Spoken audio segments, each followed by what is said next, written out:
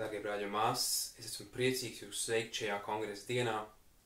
Es pateicos Dievam par viņa žēlastību mūsu dzīvēs. Es vēlos ar jums aplūkot dažas lietas no Dieva vārda, kas ir izšķiroši svarīgas priekš mums šodien. Es aicinu jūs atvērt 2. laiku 20. nodaļu.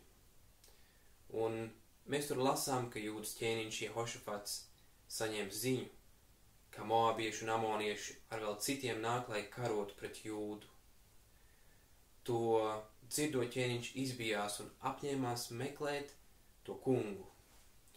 Viņš izsludināja gavēni pa visu zemi un visa tauta sapulcējās templī, lai lūgtu palīdzību un meklētu to kungu. Ķēniņa lūgšanā atklājās viņa ticība Dievam un viņa pazemība. Viņš atzina viņu atkarību no Dieva un lūdza Dievu palīdzību. 12. pantā viņš saka, mēs arī nezinām, ko darīt, bet mūsu acis ir pievērstas Tev.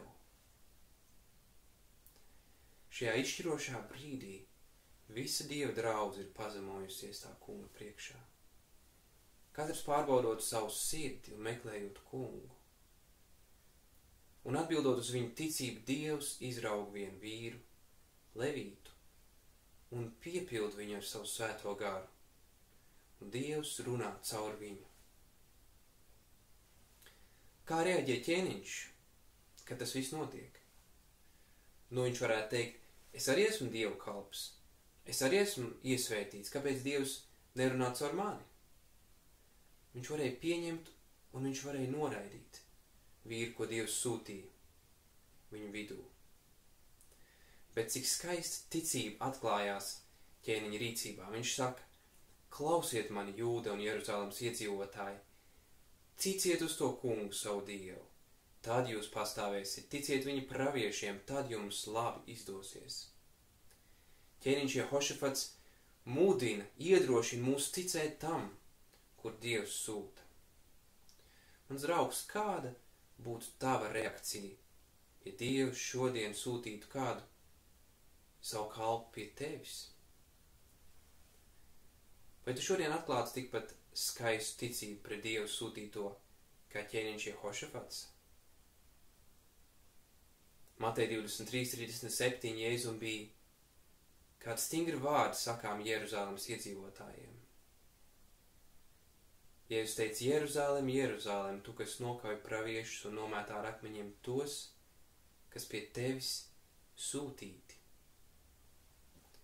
Vai viņi pieņēma tos, ko Dievs sūtīja pie viņiem? Diemžēl nē. Ko viņi darīja ar viņiem? Viņi tos nogalināja.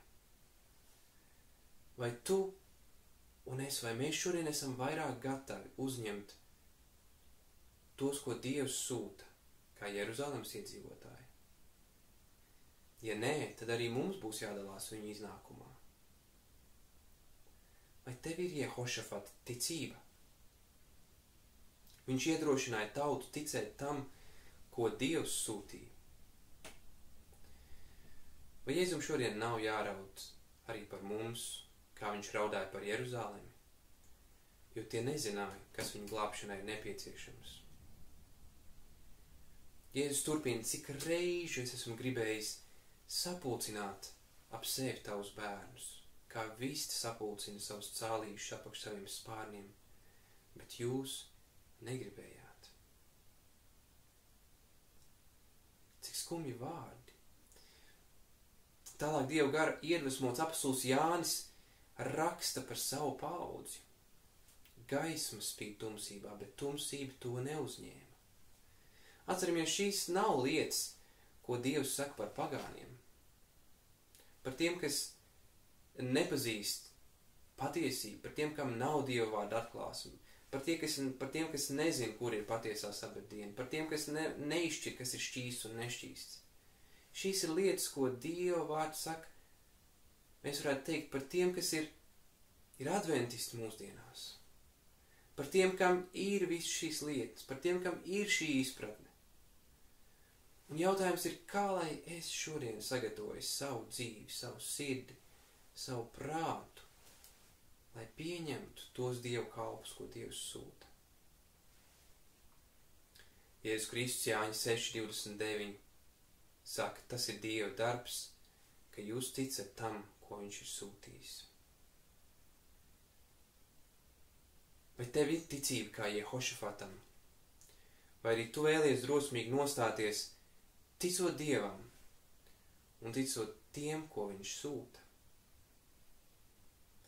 Ja tas tā ir, Dieva apsolījums par uzvaru 2. laiku 20. nodaļā, 20. pantā, varbūt arī tavs apsolījums. Lai Dievs svētī mūsu ticību, lai tā pieaug un stipri stāv par patiesību. Lai Dievs jūs svētī, brāļi un māsas.